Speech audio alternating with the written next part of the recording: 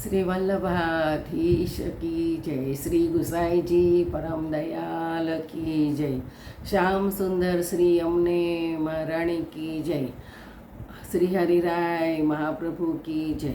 આપણે વલ્લભાખ્યાન વિશે રસપાન કરીએ છીએ. તેમાં આગળ ગોપાલદાસજી પહેલાં કૃષ્ણ અવતારમાં વિદુરજી હતા. બીજા જન્મમાં તે નરસિંહ મહેતા થયા અને ત્રીજા અવતારમાં શ્રી ગોપાલદાસજી થયા. તેમને પ્રથમ આખ્યાનમાં પૂર્ણ પુરુષોત્તમ નંદનંદન સ્વરૂપ શ્રી ગુસાઈજીને વંદન કરીને આ આખ્યાન ગાવા માટે પોતાને સામર્થ્ય આપવા માટે શ્રી ગોપાલદાસજીને વિનંતી કરી છે. પ્રથમ આખ્યાનમાં શ્રવણ ભક્તિને નિરૂપણ કરવામાં આવેલ છે. અક્ષર બ્રહ્મ, પ્રભુની નિત્યલીલા, જગતનું સર્જન, સૃષ્ટિના પ્રકાર, નિર્ગુણ ભક્તિ જેવી વિવિધ સિદ્ધાંતોનું શ્રવણ આપણે પ્રથમ આખ્યાન દ્વારા કરાશે. વંદુ શ્રી વિઠ્ઠલ વર સુંદર, નવઘન શ્યામ તમાલ, જગતી તલ ઉદ્ધાર કરવા, પ્રગટ્યા પરમ દયાલ. શ્રી વિઠ્ઠલનાથજી શ્રી ગુસાઈજીનું શ્રી અંગ નૂતલ જલ ભરેલા મેઘ શ્યામ વર્ણના વાદળ જેવા છે અને શ્યામ તમાલ પત્ર સમાન સુંદર શોભાયમાન છે. આવા શ્રી ગુસાઈજી પરમ દયાળુ છે, કારણ કે તેઓ જગતમાં જન્મ મરણમાં ફેરામાં અટવાતા દૈવી જીવોનો ઉદ્ધાર કરવા માટે પ્રાકૃત મનુષ્યના જેવો દેહ ધારણ કરી સન્મનુષ્યાકૃતિ સ્વરૂપે પ્રગટ થયા છે. તેમને હું વંદન કરું છું. પ્રથમ આખ્યાનમાં આરંભમાં જ શ્રી ગુસાઈજીને શ્રી ગોપાલદાસજી વંદન કરે છે. વંદુ શબ્દ ક્રિયાપદ છે.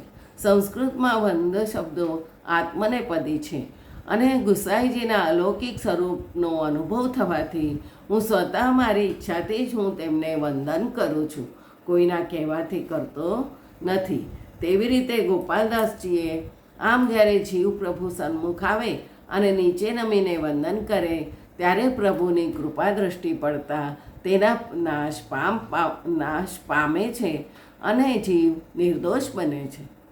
શ્રી મહાપ્રભુજી આ સેવા કરી શીખવે શ્રી હરિ એ ન્યાયે પ્રથમ યમુનાજીને વંદન કર્યું છે.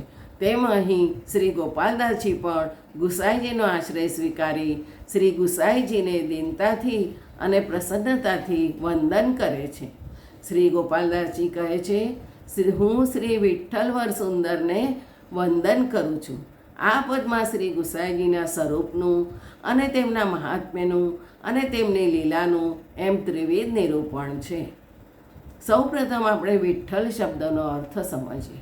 વિઠ્ઠલ એટલે કે ઠ અને લ, અજ્ઞાનરૂપી અંધકારનો નાશ કરનાર, જે જીવના અજ્ઞાનરૂપી અંધકારનો નાશ કરી પોતાના પ્રભુનું સાચું સ્વરૂપ કૃપા કરી બતાવે છે તે વિઠ્ઠલ. પંઢરપુરમાં બિરાજતા વિઠ્ઠલનાથજીની ઈચ્છાથી મહાપ્રભુજીએ પોતાના દ્વિતીય કુમારને શ્રી વિઠ્ઠલનાથજીનું નામ આપ્યું હતું વિઠ્ઠલ.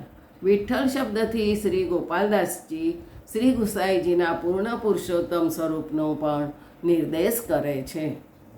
શ્રી ગોપાલદાસજી અત્યારે શ્રી ગુસાઈજીની કેવળ સ્વમનુષ્યાકૃતિ સ્વરૂપે દર્શન થતા નથી, પરંતુ આપના સાક્ષાત નિત્ય લીલાના શ્રી યુગલ સ્વરૂપે એટલે કે ચંદ્રાવલીજી સહિત શ્રી શ્યામ સુંદરના દર્શન થાય છે. યુગલ સ્વરૂપની આ અલૌકિક લીલાના દર્શન અતિશય સુંદર છે. તેથી તેમણે ગાયું છે શ્રી વિઠ્ઠલ વર સુંદર. શ્રી એટલે કે સ્વામીની ભાવે અને શ્રી ચંદ્રાવલીજી એમના વર એટલે અલૌકિક સ્વામી એવા શ્રી વિઠ્ઠલ સ્વરૂપ શ્રી ઠાકોરજી. આમ યુગલ સ્વરૂપની અલૌકિક સુંદરતાના દર્શન કરીને શ્રી ગોપાલદાસજીએ યુગલ સ્વરૂપને વંદન કર્યા છે. આ માર્ગમાં સ્વામિનીજી અથવા તો યમુનાજીની કૃપાથી જ દર્શન થાય છે. બાકી ઠાકોરજીની કૃપા આપણને એ બે સિવાય થતી નથી. ગુસાઈજીના અંગની શોભાનું વર્ણન કરતાં તેમણે ગાયું નવઘન શ્યામ તમાલ. શ્રી ગુસાઈજીના અંગના વર્ણની શોભાનું આ ચરણમાં વર્ણન કર્યું છે. આ વર્ણનને કાવ્યશાસ્ત્રની પરિભાષામાં દેહલી દીપક ન્યાયથી કરવામાં આવેલું વર્ણન કહી શકાય. જેમ ઘરના ઉંબરા પર દીવો મૂકીએ તો તેનો પ્રકાશ ઘરની અંદરના ભાગમાં પડે, તેમ ગુસાઈજીના મેઘશ્યામ વર્ણનની ઝાંખી કરાવતા તેમના આગળ પાછળ 2 રૂપક વાપરે છે. આપશ્રીનું વર્ણન નવીન જલસભર વાદળ જેવો શ્યામ છે અને આપશ્રીનું વર્ણન વ્રજમાં અતિશય પ્રમાણમાં જોવા મળતા તમાલ વૃક્ષ જેવો શ્યામ છે. નવીન જલ ભરેલા વાદળા શ્યામ હોવા છતાંય અતિશય સુંદર લાગે છે, નેત્રોને આહલાદાયક લાગે છે અને આપણા પર વર્ષા વરસાવી શીતળતા આપે છે તેવી શ્રદ્ધા જન્માવે છે. અને ગુસાઈજીનો મેઘશ્યામ વર્ણ પણ ભક્તોને શ્યામ સુંદરના સ્વરૂપનું સદૈવ સ્મરણ કરાવે છે. તમાલ વૃક્ષના દર્શને શ્યામ સુંદરની લીલાનું સ્મરણ થાય છે. તેમ અહીં પણ શ્રી ગુસાઈજીના દર્શને શ્રી ઠાકોરજીનું સ્મરણ થાય છે. માટે ગોપાલદાસજી એક જ સ્વરૂપમાં બંને અલૌકિક લીલાના દર્શન કરીને શ્રી ગુસાઈજીના શ્રી અંગની સુંદરતાનું વર્ણન કર્યું છે. બીજી પંક્તિમાં ગુસાઈજીના ભૂતલવર પ્રાગટ્યનો હેતુ અને તેમના અલૌકિક ગુણનું વર્ણન કર્યું છે. ગુસાઈજી પરમ દયા તેમ બધા ભગવતીઓએ ગાયું છે. અષ્ટછાપ પૈકીના કૃષ્ણદાસજીએ પણ આ જ ગુણનું ગાયું છે. પરમ કૃપાલ શ્રી વલ્લભનંદ. તો ગુસાઈજી પરમ દયાલ છે. ગોપાલદાસજી ગુસાઈજીની પરમ દયાળતાનું પ્રમાણ આપતા કહે છે કે તેઓ જગતમાં રહેલા દૈવી જીવોનો ઉદ્ધાર કરવા માટે મનુષ્ય દેહ ધારણ કરી પ્રકટ થયા છે. તેઓ બીજાને મદદ કરે છે અને મદદને પાત્ર છે કે કેમ તેનો વિચાર કરીને મદદ કરે છે. ગુસાઈજી જીવની પાત્રતા વિચાર જ કરતા નથી. જે કોઈ જીવ શરણે આવે તત્પર થાય તેનો અંગીકાર કરે છે. આમ પરમ દયાળતાનું વર્ણન ગોપાલદાસજીએ બતાવ્યું છે. પોતાના દૈવી જીવનો ઉદ્ધાર કરવા પોતાની બીજી કોઈ શક્તિ સમર્થ ન હતી ત્યારે સાક્ષાત ગુસાઈજી નિત્ય લીલાનો અલૌકિક આનંદ ત્યાગી જીવોના ઉદ્ધાર માટે મનુષ્ય રૂપ ધારણ કરી જગતમાં પધાર્યા છે.